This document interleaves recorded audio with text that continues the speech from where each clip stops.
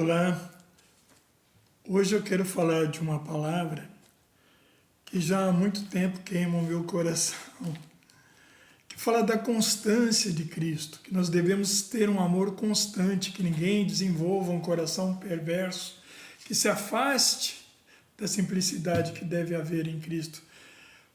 Geralmente a palavra perverso tem o sentido de hipocrisia, né? Quando uma pessoa finge ser uma coisa que ela não é. Que ela conhece ao Senhor, mas com o tempo ela vai se diminuindo, se enfraquecendo, porque ela não persevera na palavra da verdade e ela acaba tendo um coração perverso. É onde entra a hipocrisia. Ela passa sem perceber a fingir-se ser uma pessoa justa, quando no fundo, no coração, ela não é. Então, ela começa a ter uma capa de hipocrisia sobre a sua vida. E nós devemos nos afastar disso. Jesus, ele nos ensina que devemos afastar-nos do fermento dos fariseus, que era a hipocrisia, que é desenvolver esse coração perverso, é quando nós nos afastamos da comunhão do Senhor.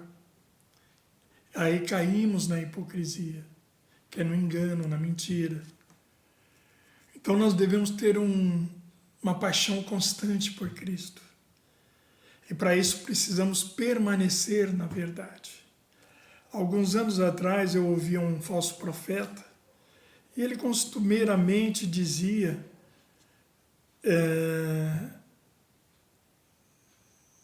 Atos 5,32 nas suas pregações, que diz assim: ora, nós somos testemunhas destes fatos, bem como o Espírito Santo que Deus concedeu aos que são obedientes a Ele. Só que eu sabia que ele não tinha o Espírito Santo, mas ele tinha convicção de que tinha. Eu tentei entender por quê. É que ele teve uma experiência com Cristo. Alguém profetizou falsamente no monte que ele ia orar. Ele orava em línguas estranhas e por isso ele achava que tinha o Espírito Santo.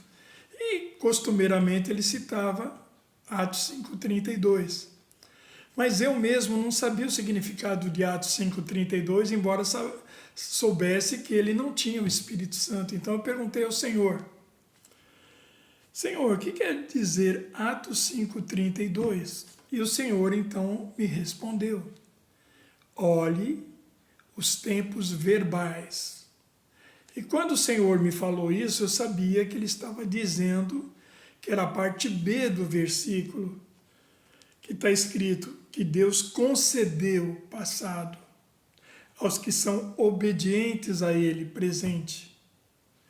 Eu coloquei essa palavra, então, no presente contínuo. Aqueles que estão continuamente obedecendo ao Senhor, esses têm o Espírito Santo. Porque permanecem nele. Se você não permanecer nele, o fluxo da comunhão é interrompido.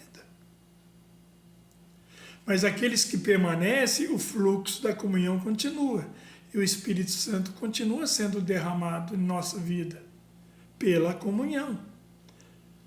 Muitos caem, a comunhão é interrompida e ele não percebe. Ele diz que tem comunhão com o Senhor, mas as suas obras mostram trevas, como está lá na primeira carta de João, no capítulo 1, verso 6. A pessoa está andando em trevas e diz que tem comunhão com o Senhor. Ele está mentindo.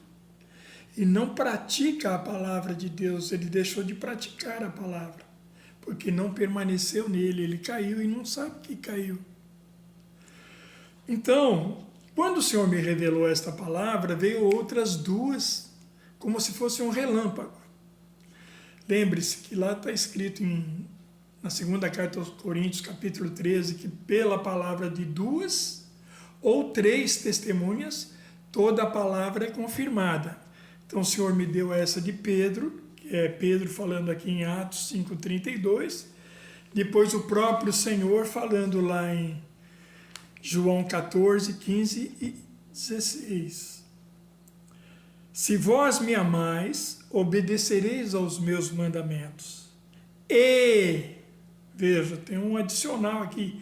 E por causa dessa obediências aos meus mandamentos, eu rogarei ao Pai, e eles vos dará outro consolador, o advogado, que é o Espírito Santo, que esteja para sempre convosco. Ele é o Espírito da verdade que vai te ensinar todas as coisas e lembrar tudo aquilo que eu tenho vos ensinado. Então você veja, primeiro ele falou Pedro, agora é Jesus como testemunha, e depois ele me lembrou de outra palavra que está lá na primeira carta de João. Agora é João como testemunha. 2 ou 3 testemunhas. João 3, 24. Todos aqueles que obedecem aos seus mandamentos, nele permanecem e ele neles. E assim conhecemos que Deus permanece em nós pelo Espírito que nos outorgou. Como é que eu sei que o Senhor permanece em mim? Por causa do Espírito. Ele está sempre me revelando. E eu estou sempre em comunhão com o Senhor. E a minha comunhão é com o Pai e com o seu Filho. Então, isto de forma contínua, ele permanece em mim e eu permaneço nele. É isso que ele está dizendo. Vamos ver outra vez para que fixe mais no nosso coração.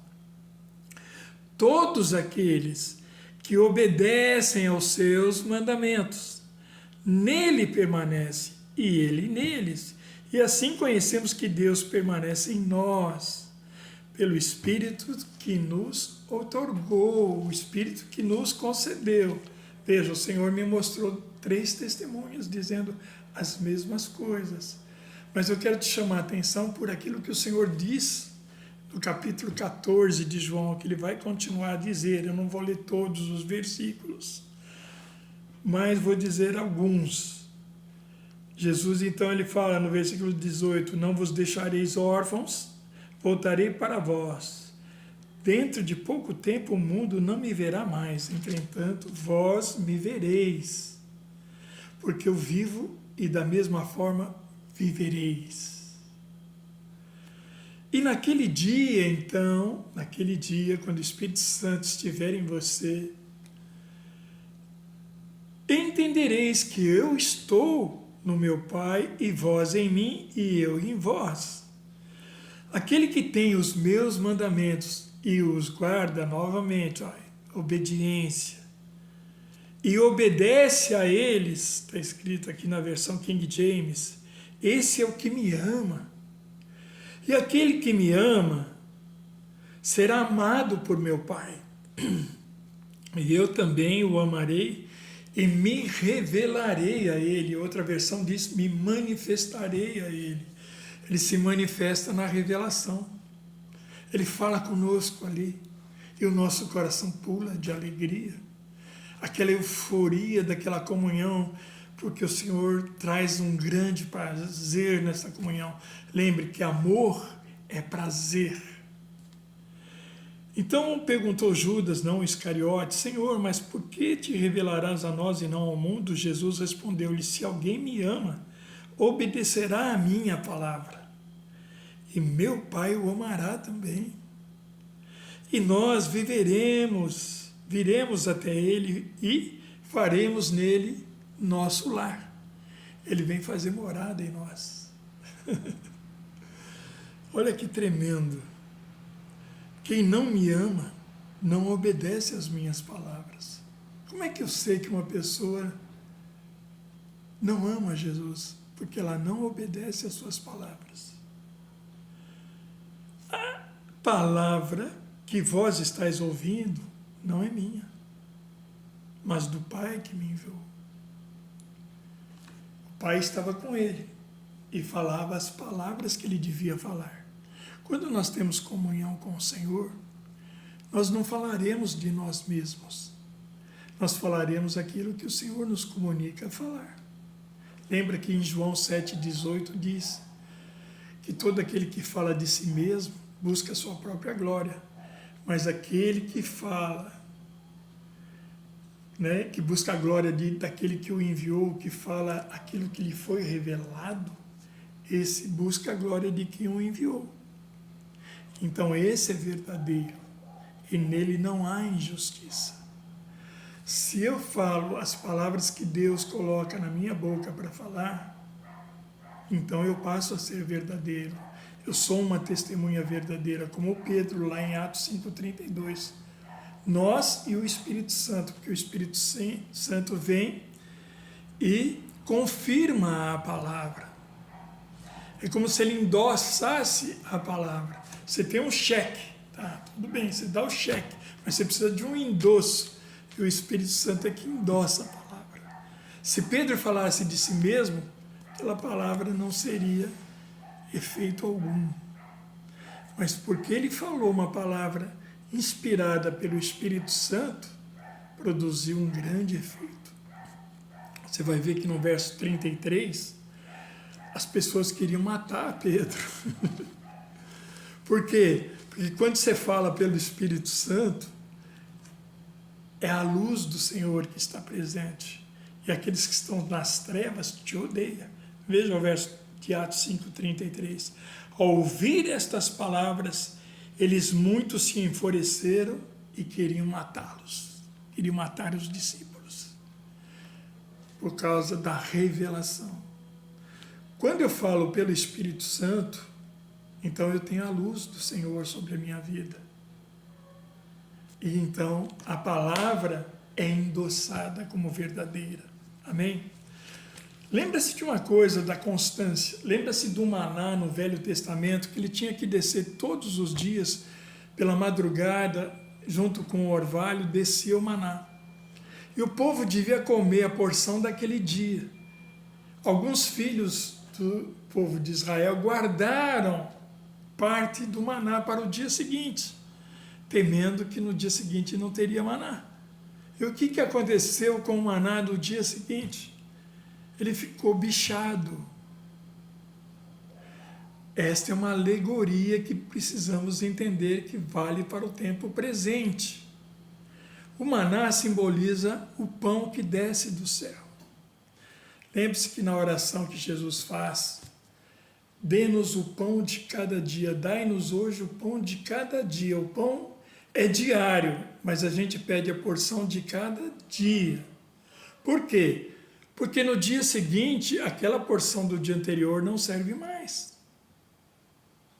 Você tem que ter comunhão com o Senhor diariamente para receber o maná de cada dia, que é a palavra revelada que desce do céu e que dá vida a você. Muitos chamam de palavra rema, que é uma palavra específica de Deus. Certa vez, eu falando com um líder, pedi uma palavra que ele me desse numa situação que eu estava vivendo, e ele me deu uma palavra escrita, lá de Efésios, se não me engano, e no meu espírito vomitou aquela palavra, porque era maná velho. Ele não falou buscando a revelação. Aí eu perguntei para ele, eu estava no telefone e perguntei para ele, mas você orou? Aí ele me disse, eu sempre chego no gabinete aqui e oro por tudo que vai acontecer. Ele não orou para receber uma palavra específica de Deus para a minha situação. O que ele deu foi maná velho. Maná velho, meu espírito vomitou. Eu preciso da palavra revelada de cada dia, porque é essa que vai gerar vida. Amém? Se eu não tiver palavra revelada, eu não vou ter vida. Paulo fala a Timóteo, se aposse da vida eterna. Como que eu me aposto da vida eterna? Justamente comendo da palavra da vida, que a palavra revelada é essa vida. Conforme eu vou crescendo no conhecimento do Senhor pela palavra revelada, eu vou amando mais ao Senhor e vou sendo transformado cada dia mais à sua semelhança.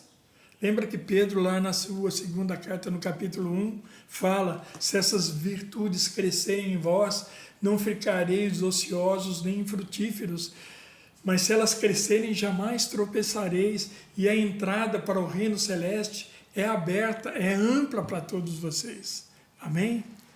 Fique com o pão de cada dia que o Senhor nos dá hoje. Lembre-se, é o pão cotidiano, está no presente. Nem só de pão viverá o homem, mas de toda a palavra que procede de Deus. Procede está no presente.